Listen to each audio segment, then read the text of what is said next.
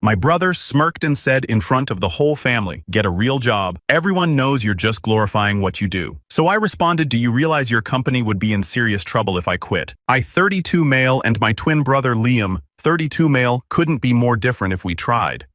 Growing up, you'd think he was the chosen one, while I was some disappointment they got stuck with in a buy one get one free deal. I was the twin who spent weekends rebuilding transmissions instead of networking at country clubs. The one who got grease under his fingernails instead of manicures. The one our parents looked at with that "where did we go wrong" expression at every single family dinner. We weren't always so different. When we were really young, around 6 or 7, we were inseparable. Built forts together, rode bikes around the neighborhood, normal twin stuff. But things started changing in middle school. Liam discovered he was good at sports and making friends. I discovered I was good at taking things apart and figuring out how they worked. By high school, we were complete strangers who happened to share the same face and the same house. Our whole lives, Liam was the success story. Varsity quarterback honor roll, business school designer clothes, the whole package. Meanwhile, I was the guy tearing down engines and fabricating custom parts that nobody in my family thought would amount to anything. I still remember the day I rebuilt my first carburetor at age 14. I spent all weekend on it, meticulously cleaning every part, figuring out how it all went together. When I finished, I ran into the house excited to show my parents what I'd accomplished. They were in the living room watching Liam's football highlights from Friday's game for the 3rd time. "Mom, Dad, look what I made." I held up the gleaming carburetor. My mom barely glanced at it. "That's nice, honey. Oh, look at that tackle Liam made." My dad didn't even look up. "Put that greasy thing away before you stain the carpet." That became the pattern for our entire adolescence and adult life. "When are you going to get a real job, Mason?" My mom would ask this at least twice at every family gathering, while my dad nodded along with that disappointed head tilt. Liam would just sit there with that smug smile, sipping whatever trendy craft cocktail he was into that month. "Not everyone has the ambition to succeed, Mom." He'd chime in like he was doing me a favor by explaining my existence. "Some people are just happy tinkering in garages." The worst part was how they all acted like they were concerned for my future, like they were trying to help me by pushing me toward a proper career path. They didn't understand that I already knew exactly what I wanted to do with my life. They just couldn't see the value in it. I remember one Thanksgiving when I just graduated college. Liam showed up in a brand new Audi wearing this cashmere sweater, talking about how he'd already lined up this fancy job at one of the biggest truck manufacturers in the country. Director of corporate PR, he announced, making sure everyone heard it. Corner office expense account company car. He smirked at me across the table. "What about you, Mason, still fixing up those junkers?" My dad actually laughed. "Maybe Liam can hook you up with a job in the mailroom or something." The entire extended family was there. Aunts, uncles, cousins, and they all chuckled along. My cousin Ethan, who I'd always been close with, gave me a sympathetic look from across the table, but he didn't speak up either. "Actually," I said, trying to maintain my dignity, "I've been developing some custom modifications for off-road vehicles. There's a real market for high-end tactical and expedition builds."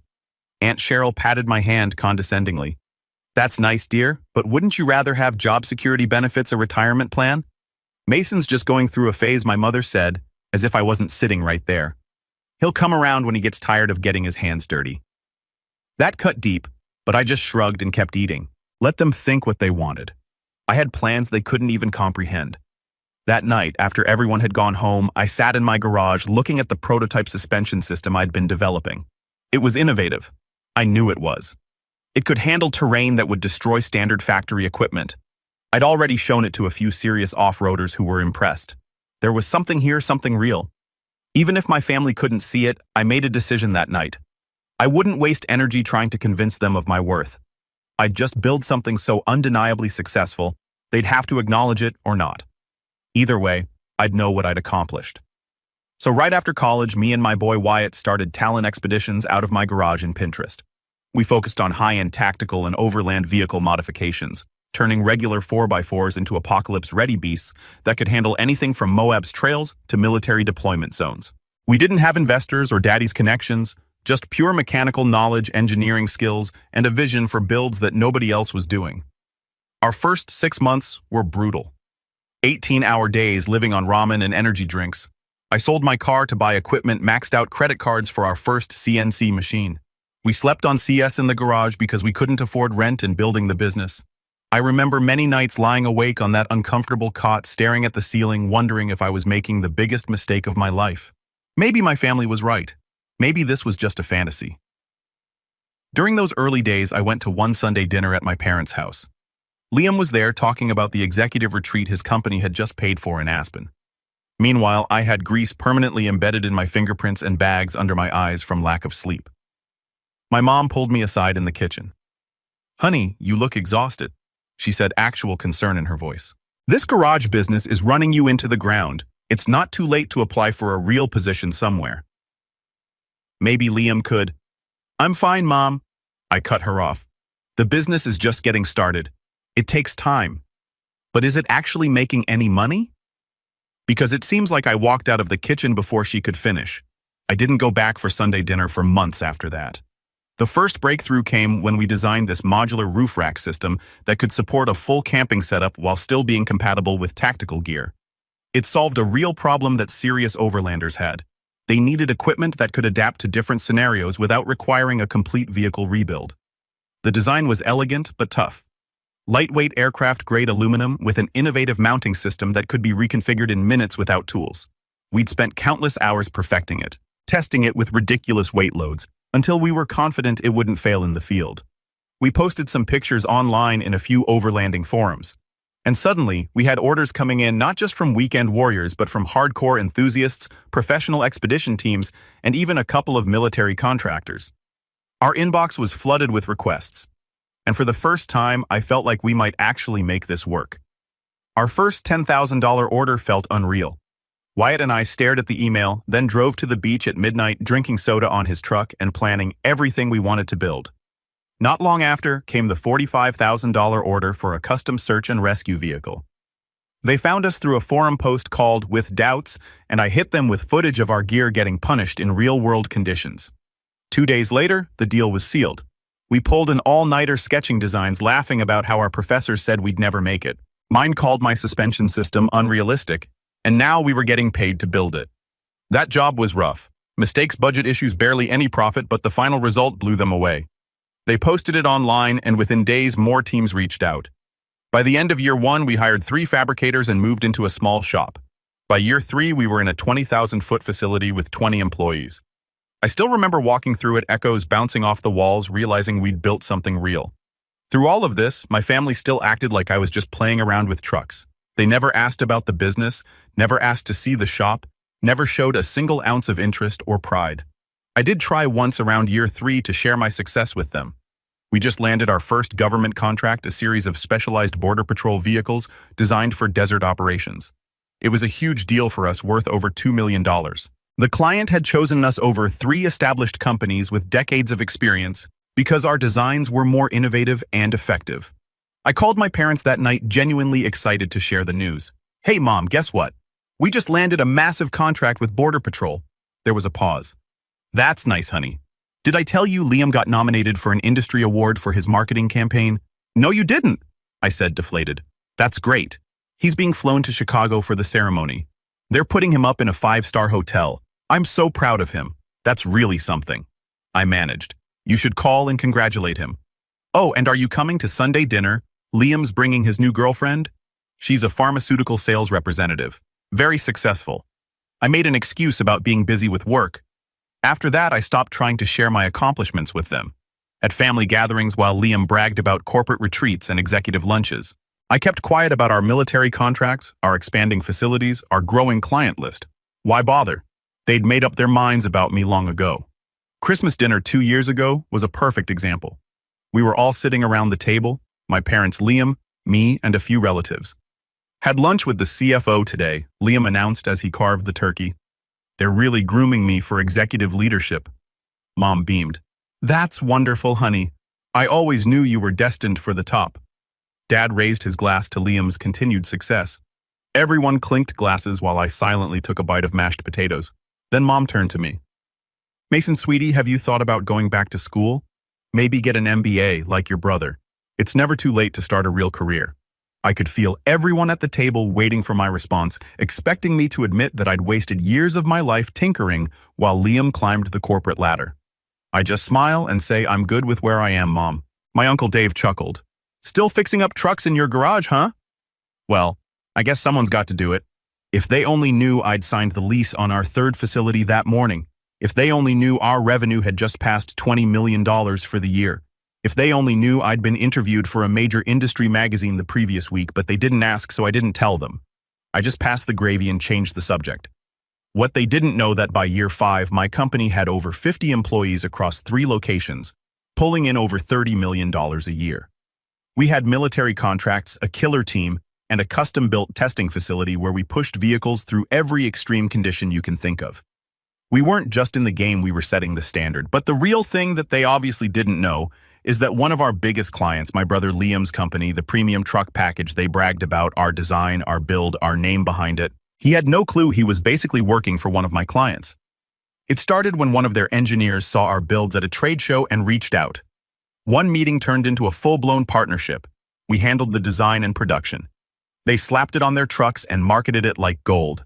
It became their top-selling package, with buyers dropping an extra $30,000 just for our mods. I never said a word to my family. They kept acting like my garage business was cute, while Liam paraded around like he ran the world. Every family gathering, he was showing off his Rolex, bragging about golf with execs, flashing that smug look like I was barely getting by. Meanwhile, I was running a multi-million-dollar operation he unknowingly depended on. My mom still introduced me as the one who works with cars while Liam got the red carpet. He's the executive.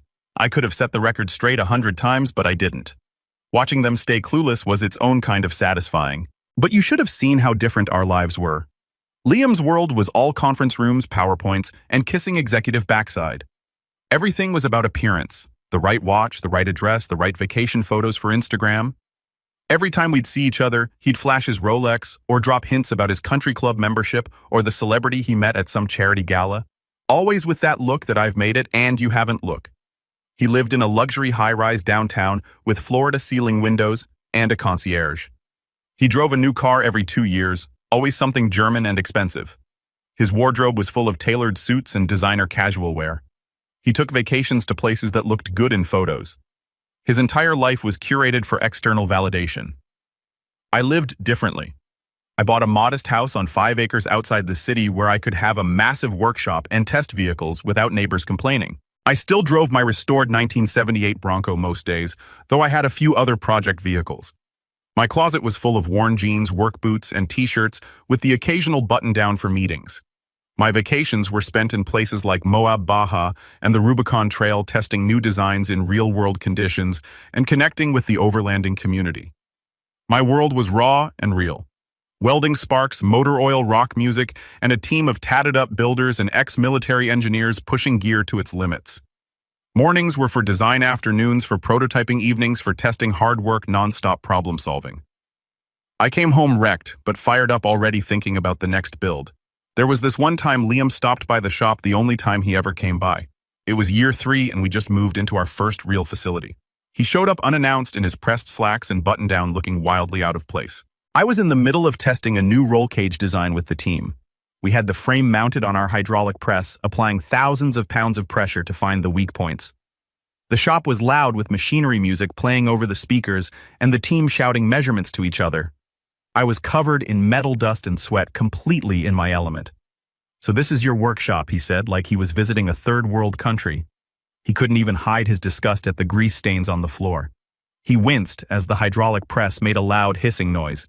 "Yep," I said, not bothering to give him the tour. "It's quaint." He picked his way through the shop, careful not to touch anything. He stepped around a puddle of coolant, like it might leap up and attack his Italian leather shoes. "How many people work here, just you and Wyatt?" "About 15 at that point," I said, nodding toward the team working in various areas of the shop. He laughed. 15 for a garage shop, bit excessive, don't you think? I just shrugged. "We make it work." "What exactly do you do here anyway?" "Just fix up old trucks." He gestured vaguely at a military-grade communication system we were installing in a tactical response vehicle. I could have explained that we were building some of the most advanced expedition vehicles in the world. I could have shown him the custom search and rescue truck we just completed for the Forest Service or the prototype amphibious vehicle we were developing. I could have told him about our government contracts and international clients. Instead, I just said, "Pretty much." He nodded as if I'd confirmed everything he already believed about me. Well, if you ever want to get into something more professional, let me know. I might be able to put in a word at my manufacturer. We always need people in maintenance. I'll keep that in mind, I said. He left after 10 minutes, probably to go disinfect himself. Never asked what we actually did. Never asked to see any of our builds. Just wanted to confirm his belief that I was still the loser twin playing with trucks. After he left, Wyatt came over wiping his hands on a shop rag. Was that your brother? Yep. Does he have any idea that his company is in talks with us about that new package? I shook my head. Not a clue. Wyatt laughed.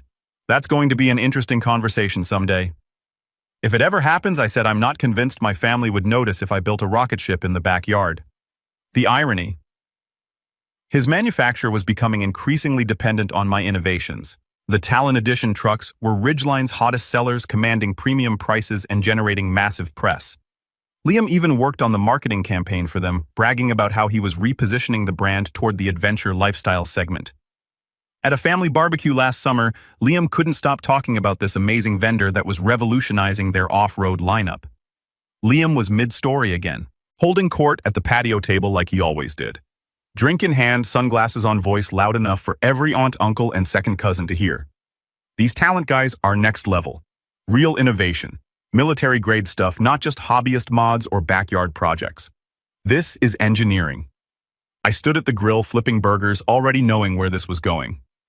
Honestly, Mason, he said, turning toward me, you could learn a thing or two from them. Might help turn your garage gig into something real. A few heads turned. My mom gave that tight-lipped, he's just teasing smile. But Liam wasn't done.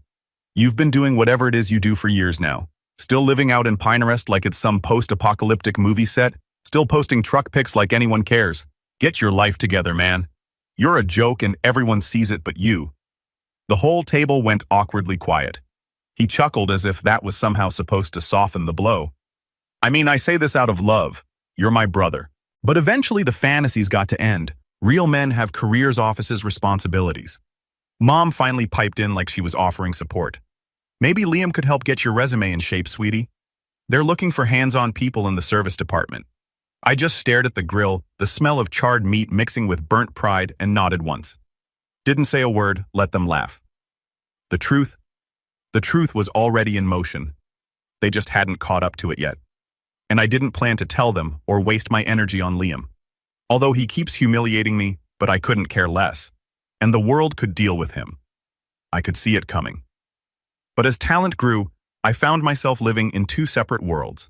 In one, I was the founder and CEO of a rapidly expanding company with international clients and military contracts. In the other, I was still the disappointment twin who couldn't get his crap together. It was surreal sitting in Pentagon briefings in the morning, then getting lectured about career stability by my parents over dinner that night, or closing a $12 million contract, then having Liam explain how I should really consider getting a real job with benefits. But there was this weird comfort in their ignorance. It was like a social experiment. How successful can I get before my own family notices? How long can they maintain this narrative they've built around me? Meanwhile, Talon kept expanding. We opened a second facility in Arizona for desert testing, started developing proprietary tech for extreme environment vehicles, launched a clothing and gear line that took off immediately. Wyatt would sometimes ask, dude, when are you going to tell your family about all this? I just shrug. When they ask, they never did. Then things got even weirder when Liam's manufacturer decided to make our partnership more official. They wanted to brand their top-tier off-road trucks as Talon Edition vehicles with our custom packages installed directly at the factory. The contract was worth $16 million annually, plus royalties on every unit sold. It was a massive deal for us, taking us from aftermarket customizer to OEM partner. Our lawyers spent weeks negotiating the details. The whole time, Liam was part of their corporate team handling the marketing strategy. He'd send these press releases to their partners, including us, about how Ridgeline was partnering with the innovative leaders at Talon Expeditions to redefine the off-road segment. I'd read these emails with his name in the signature while he was simultaneously texting me, "Hey bro, you need to grow up and find a career. Mom's worried about your future." One night, after a particularly condescending family dinner, where Liam spent 20 minutes detailing his recent promotion, I almost pulled out my phone and showed them our company financials. Almost told them that their golden boy was essentially working for his loser brother. But I didn't. Something told me to wait to let this play out naturally. And let me tell you that patience paid off in the most spectacular way possible. Everything exploded last month at Liam's Manufacturer Annual Industry Gala. I never attend these corporate circle jerks, but Wyatt was down with the flu, and someone had to represent Talon for the unveiling of our new collaborative package. The event was peak corporate ballroom concept trucks on turntables and execs patting themselves on the back for work they didn't do. I kept it low-key in jeans, a wrinkled button-down, and my work boots. Non-negotiable. I spotted Liam immediately. Designer suit, fresh haircut, that fake laugh he does around important people. He was surrounded by yes-men holding court like he owned the place. For a minute, I considered just leaving signing the contract tomorrow and avoiding this whole scene. But then I thought about all those years of condescension, all those smirks, all those dismissive comments about my little garage hobby. F it, let's ride. I kept my distance talking with the engineering teams who actually understood what we built. We got into this deep discussion about the new suspension system we designed for the Mojave package. About an hour in, I was discussing suspension geometry with Ridgeline's head of product development when I heard that familiar voice behind me. "Mason, what the hell are you doing here?" I turned around. "Hey, Liam." The product guy looked between us. "You two know each other?" Before I could answer, Liam jumped in. "My twin brother somehow scored an invite." That fake laugh again. "He runs a little garage shop that does aftermarket mods." The product guy's eyes went wide. "Wait, Mason Blackwell from Talon Expeditions." Liam froze like someone had hit pause on his entire existence. "That's me," I said. "Your brother is the founder of Talon. The Mason Blackwell, our biggest aftermarket partner, the one behind the Expedition package." The look on Liam's face was everything. Pure effing system failure. His entire worldview crashing in real time. The blue screen of death behind his eyes. People started gathering around us. Some VP slapped my back. "Mason, we've been trying to get you to one of these events for years. Your work is incredible. The suspension system on the new Mojave package is revolutionary." Another exec chimed in. "Our test drivers can't stop raving about it." Liam couldn't compute what was happening. His mouth opened and closed like a fish out of water. Instead of rolling with it, he doubled down like the dumbass he is. "No, there's some mistake," he stammered. "My brother has a small mod shop. He works on used trucks in some industrial park." "He's not. This can't be right." I just stood there letting him dig his own grave. "This has to be a misunderstanding." Liam continued, getting louder. "Mason's company is just a backyard fantasy shop. It's not a real business. Tell them, Mason. Tell them you're not Talent." The room went dead silent. All eyes on us. You could hear ice melting in glasses. I shrugged. "Talon Expeditions. Founded it with Wyatt Keller in 2017. We do the Expedition package for the Ridgeline Maverick and Iron Horse models. Just finalized the military contract for the Border Patrol vehicles last month." Liam looked like he'd been hit with a sledgehammer. Then the mask cracked completely. He shouted, his face turning red. "You've been working out of that shitty garage shop, always talking about custom builds like some hobbyist. You never mentioned Talon. You never said anything about military contracts." I kept my voice even. "You never asked Liam." That's when he lost it completely. The perfect, successful twin suddenly realizing he'd been living in his brother's shadow all along. "This is ridiculous. He's making this up." He jabbed his finger in my face. "Get a real job, Mason. Stop embarrassing yourself. Everyone knows you're just a glorified mechanic playing businessman." The room was so quiet you could hear people blinking. Executives exchanged glances. Someone whispered, "Is he having a breakdown?" Liam's manufacturer's CEO stepped forward. "Liam Mason's company did $42 million in revenue last year. They're expanding internationally next quarter. We've been trying to acquire them for 2 years." Liam's face went through every stage of grief in 5 seconds flat. Denial, anger, bargaining, depression, acceptance, then right back to denial again. He stammered something about needing air and bolted from the ballroom like his ass was on fire. I stayed for another hour, discussed our upcoming projects, then went home. Didn't chase him, didn't explain anything to anyone. Just let reality speak for itself. That night, my phone blew up. 15 missed calls from Liam. 23 text messages ranging from enraged, "You've been lying to the family for years," too desperate, "We need to talk right now," to suddenly supportive, "I always knew you had potential." Around 2 a.m., he showed up at my house pounding on the door like a cop with a warrant. I could see him through the security camera, disheveled, still in his suit, but with the tie loose and his hair a mess. Mason opened the door. "I know you're in there." I watched him on my phone screen while lying in bed, the sound muted. He kept pounding, kept shouting. After about 10 minutes, he sat on my porch steps, put his head in his hands, and started crying, laughing. Hard to tell. Eventually he left, but not before chucking an empty glass bottle at my garage door. Real classy. The next morning, my phone continued to blow up.